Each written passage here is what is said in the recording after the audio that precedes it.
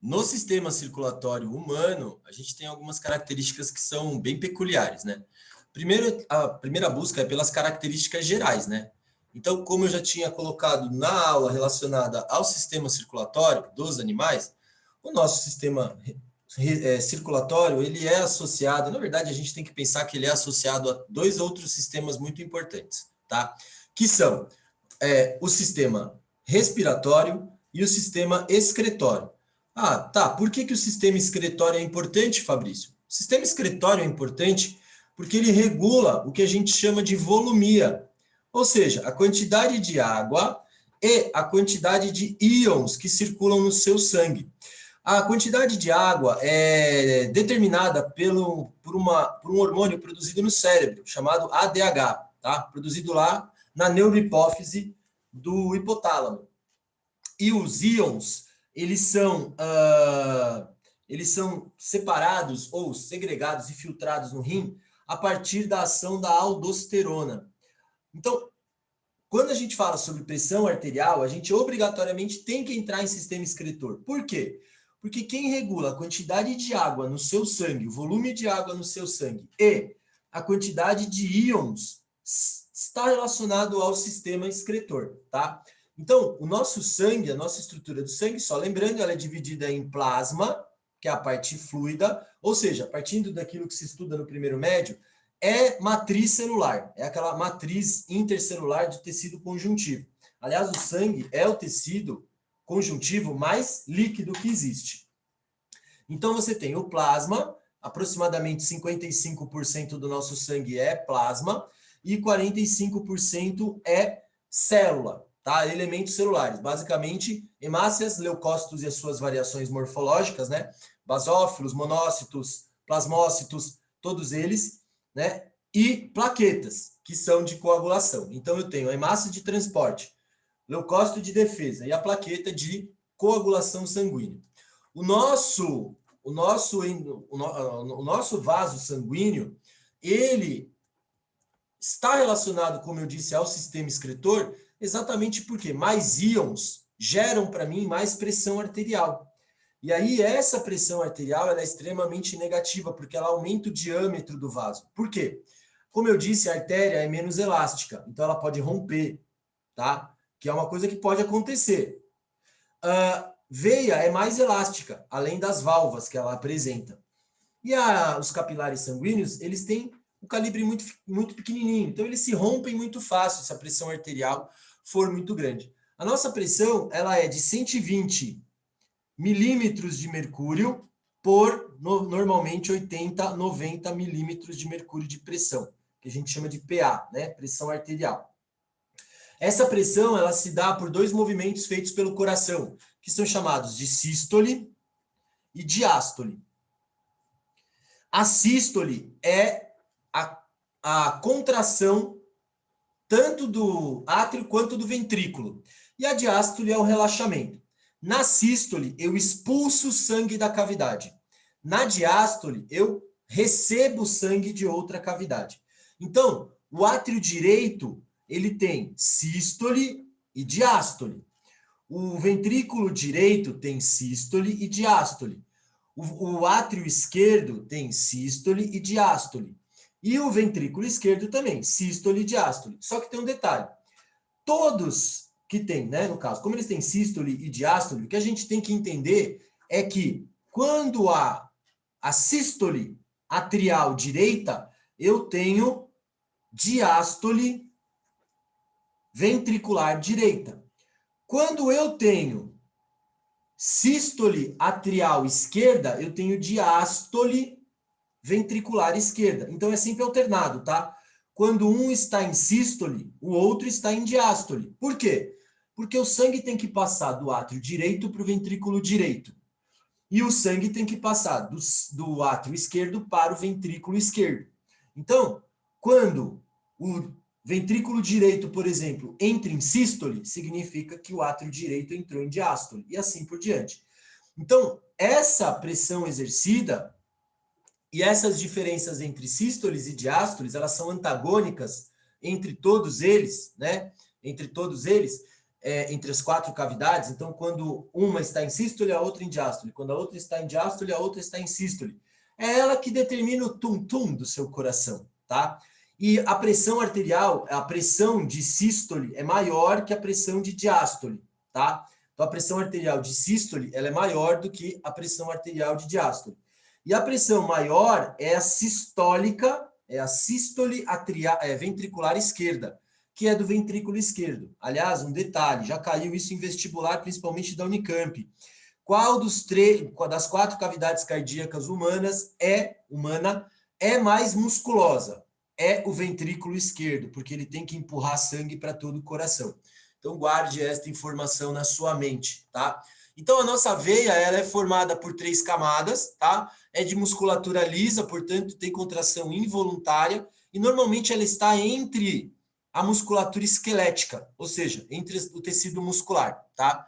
Tem o que a gente chama de camada interna, que é o endotélio, tá? Tem uma camada medial, né? Que é a musculatura, e uma camada externa, tá? Que também é feita de tecido conjuntivo. E esse tecido conjuntivo é elástico, né? Para poder suportar, tem fibras colágenas, né? Então, pensando numa comparação, né? As artérias, elas são muito mais grossas, tá? Mas são os vasos que apresentam 3 camadas, tá? Então, você tem a camada mais rica, a camada externa das artérias é rica em fibras elásticas e colágenas, formando um tecido conjuntivo de conexão. A intermediária ela é formada por musculatura lisa e fibras colágenas. Gente, fibra colágena é resistência. A mais interna é originada pelo endotélio, logo mesoderme, tá? Formado por células epiteliais, tá? Não necessariamente ser formado por células epiteliais tem origem ectodérmica, tá? No caso, o endotélio de vasos tem origem endodérmica, lá da cavidade celomática, tá? Que nós já vimos, ok? As veias, elas também têm 3 camadas, só que você tem a camada interna, ela é composta por células mais planas, a intermediária é mais resistente, formada por uma associação de tecido muscular e conectivo. E a mais externa é menos espessa, por isso que ela é mais elástica, tá? E dentro dela você tem válvulas, que funcionam como portões, que se abrem e fecham. Então, quando o sangue passa na veia, né, a porta abre, tá? Quando o batimento diminui, a porta fecha para não haver refluxo. Então, essa é uma característica bem peculiar. E os capilares, eles são as ramificações mais finas que nós temos. São paredes bem finas e o endotélio tem uma única camada. Fabrício, por que uma única camada? Porque tem que permitir a passagem das substâncias por difusão. Então, quanto mais fina é a camada do capilar sanguíneo, mais fácil de perpassar. O que significa isso? Do plasma, não as células, e esse é um motivo pelo qual o capilar sanguíneo ele tem endotélio bem fininho, assim as células não passam, né? E o plasma pode se difundir entre o endotélio e o tecido, ou seja, entre a camada mais externa do capilar sanguíneo em direção aos tecidos, levando os nutrientes, tá? Então, tudo que ocorre na superfície dos capilares é por difusão, tá? Então, essa é uma característica bastante importante. Nessa extremidade, né, o que a gente tem, no caso da parte arterial, ela é por difusão.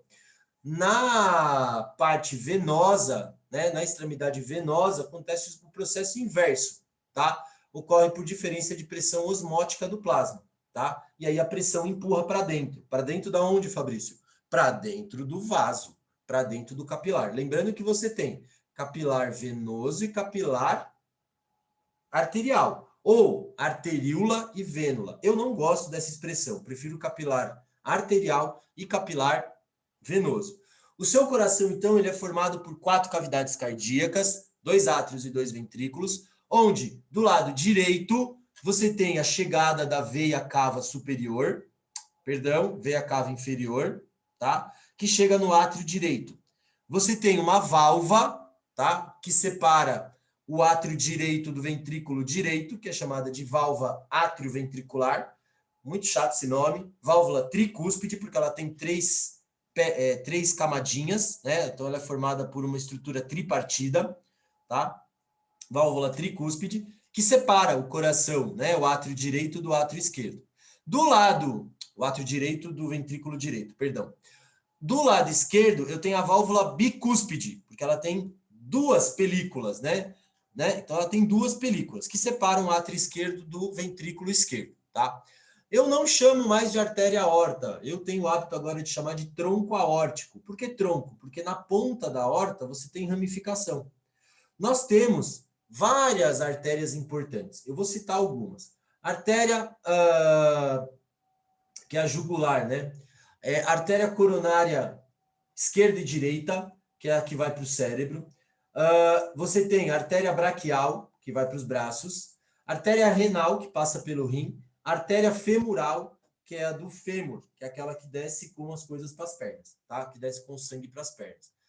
Essas são as artérias mais importantes, tá? Que nós temos, ok? Então, essa é uma característica bastante legal. Outro detalhe importante é o seu coração. O seu coração ele é formado por tecido estriado muscular, né? Ou tecido estriado cardíaco, tá? E você tem o músculo do coração, tá? Que é o miocárdio. Você tem a parede interna do coração, que é o endocárdio, e você tem uma camada que reveste, chamada de pericárdio. No pericárdio, você tem uma camada chamada de vasos coronarianos. Esses vasos coronarianos são os responsáveis por nutrir o seu coração. Outro detalhe importante está ligado ao ritmo cardíaco, tá? Nós temos dois tipos de sistemas ou de estruturas nervosas associadas ao seu coração, tá? Nós temos o nó ou nódulo sinoatrial e você tem o direito e o esquerdo, tá? Então você tem duas estruturas sinoatriais, ou seja, gânglios nervosos que determinam o pulsar do seu coração. Quando seu coração está acelerado, você tem taquicardia, tipo quando ele está apaixonado. Essa é uma característica bastante importante, liberado em relação à adrenalina. Então, por isso que eu sempre coloco essa característica relacionada ao sistema excretor. Por quê? Porque tudo isso é associado, porque o sangue ele precisa de um volume. Então, aproximadamente 55% do seu sangue é plasma. E como o plasma carrega hormônios, excretas, íons, CO2, tudo isso está associado. Então, por isso é importante também iniciar essa citação falando do sistema excretor. Um detalhe. Quando o sangue passa pelo pulmão e ocorre a troca gasosa, que é a hematose, o nosso sangue ele tem uma variação muito peculiar em relação ao pH. Nós temos um pH, quando capturamos o oxigênio, por volta de 7,45, que nós chamamos de alcalose. Quando o sangue é venoso, que é rico em CO2, ele entra em acidose, 7,20 alguma coisa, 7,3. Isso ocorre por quê? Porque quem dissolve, porque o 2% apenas do CO2 é carregado pela hemoglobina da hemácia. 98% é carregado pelo plasma. E ele é carregado na forma de um íon, que é o HCO3-, que é o íon carbonato, que é um ácido. E essa substância, que é o íon carbonato, né, ele é instável. Assim que o pulmão troca com o oxigênio, há o contato com o ambiente externo, há o contato com a via aérea. E aí, rapidamente, o íon carbonato se dissocia em água e CO2. É por isso que quando você faz aquele na piscina, no espelho, você forma um embaçamento. Por quê? Porque a água no estado de vapor, tá? Então, o seu coração, o seu sangue, quando você está, por exemplo, em acidose, o seu corpo, ele estimula o batimento cardíaco. Quem faz isso é o bulbo, tá? Do seu sistema nervoso central, tá? Então, essa é uma característica muito peculiar, que nós, às vezes, nem prestamos muita atenção. Então, a acidose do seu corpo, isso é medido, por exemplo, por vários fisiologistas, essa acidose ela é extremamente importante para a manutenção do batimento cardíaco. Quando você está em sistema relaxado, ou seja, quando você não está fazendo atividade física, o seu sangue entra em alcalose. Em alcalose, você tem o batimento cardíaco regulado, por volta de 70 BPM, entre 70 e 80, né? Batimentos por minuto, ok? Então, essa é uma característica muito peculiar. A acidose é um estímulo para o bulbo avisar você para aumentar o batimento cardíaco e o batimento respiratório, porque assim você consegue absorver mais oxigênio, tá? Então, o seu sangue venoso ele é levemente ácido, tá? Isso em relação ao sangue arterial e não em relação à ideia de ácido e base, tá? Que vocês tem na aula. Porque ácido é menor que 7, né? Básico é maior que 7. Mas a gente tem a relação entre sangue arterial e sangue venoso. Então, o sangue arterial ele sofre alcalose porque captura o oxigênio, por causa da presença do ferro na hemoglobina do sangue. Quando você respira e troca, né? Quando você usa o oxigênio, você vai liberar CO2, que vem dissolvido no plasma. E aí, em relação ao sangue arterial, o nosso sangue venoso entra em acidose, o que estimula o bulbo a aumentar a frequência respiratória e cardíaca, certo? Ok? Tranquilo, né? Eu acho que essa é de todas as características, para mim, a mais legal, tá? Quando você tem um infarto, o que você tem é uma fissura no músculo do coração, tá? E aí você tem o que a gente chama de infarto do miocárdio, tá? Então, o infarto do miocárdio é uma distensão muscular, tá? Que ocorre normalmente no ventrículo esquerdo. Normalmente. Você fala por quê? Porque das 4 cavidades, a cavidade mais musculosa é o ventrículo esquerdo, tá? O que você pode ter, que acontece, por exemplo, com algumas pessoas, é o aumento do coração, muito em função do aumento da pressão arterial. Como o coração é um músculo elástico, relativamente elástico, ele acaba se expandindo. Então, você vai tendo aumento do coração. E isso leva a um estresse, né? Esse estresse que ocorre na musculatura do coração pode levar a uma fissura das fibras. Então, a fissura das fibras musculares do coração é o infarto, tá? Que é uma arritmia, tá? Outro detalhe, uma inversão nas ações entre os sinos atrial e ventricular, que são os nódulos de sistema nervoso do seu coração, pode causar o que a gente chama de taquicardia ou, né, bradicardia ou arritmia. Então, você tem vários tipos, né? Bradicardia, o coração bate mais devagar, taquicardia bate mais rápido e a arritmia, ele bate errado. Tá? Então, são essas as características que nós temos em relação ao coração. Beleza? Tranquilinho, né? Eu gosto dessa parte, acho muito da hora. O sistema circulatório é muito lindo. Entendeu? Ok?